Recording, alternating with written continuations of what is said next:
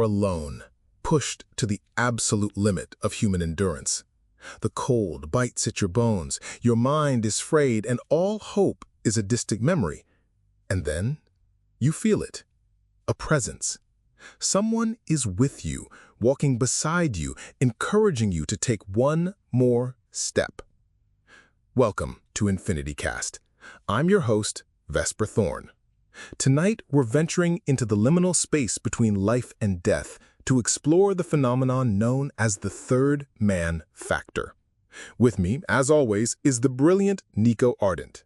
Thanks, Vesper. It's a chilling topic because these aren't ghost stories in the traditional sense. These are stories of survival. The third man is almost always described as a benevolent, helpful entity, a silent guide that appears in the most desperate moments, only to vanish once the survivor reaches safety. It's a presence that doesn't haunt, it helps. Exactly.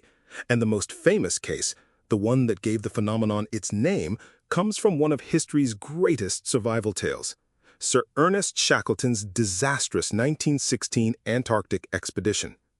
After his ship was crushed by ice, he and two of his men made a final, desperate trek across the uncharted mountainous terrain of South Georgia Island to reach a whaling station. They were starving, frostbitten, and utterly exhausted. A 36-hour non-stop march through glaciers and over peaks. It was a journey no one should have survived. But they did.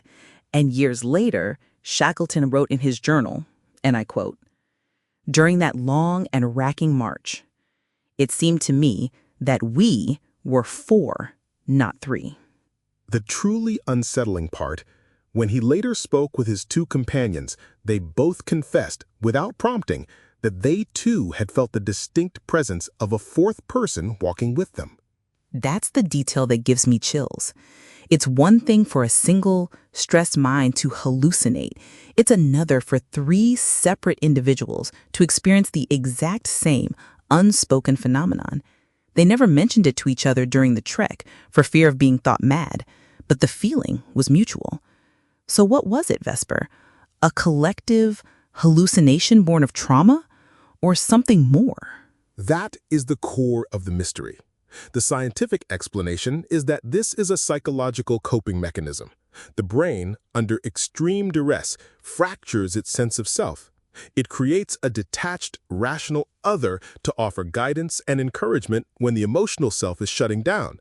We see this in other cases, like the mountaineer Joe Simpson, who wrote Touching the Void. Right.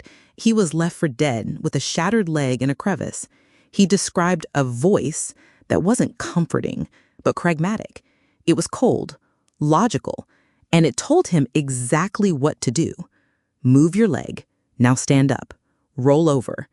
It was the voice of pure survival, divorced from the pain and fear he was feeling. A bicameral mind, a sort of temporary split consciousness. It's a tidy explanation, but it doesn't quite account for the profound sense of peace and benevolence that so many survivors report. They don't describe it as their own inner voice. They describe it as a guardian angel, a spirit, an external comforting force that assures them they are not alone.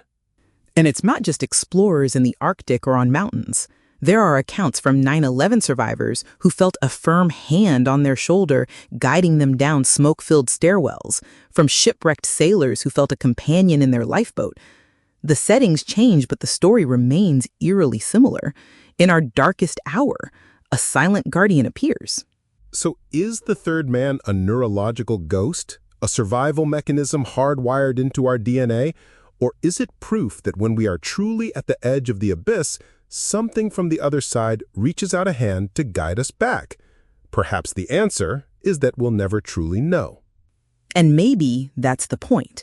Whether it's a product of our own minds or a gift from somewhere else, it's a profound reminder of the unshakable will to survive. It's a comforting, if mysterious, thought. Indeed, a silent companion on the loneliest journeys. That's all the time we have for tonight on EnfinityCast. Until next time, question everything.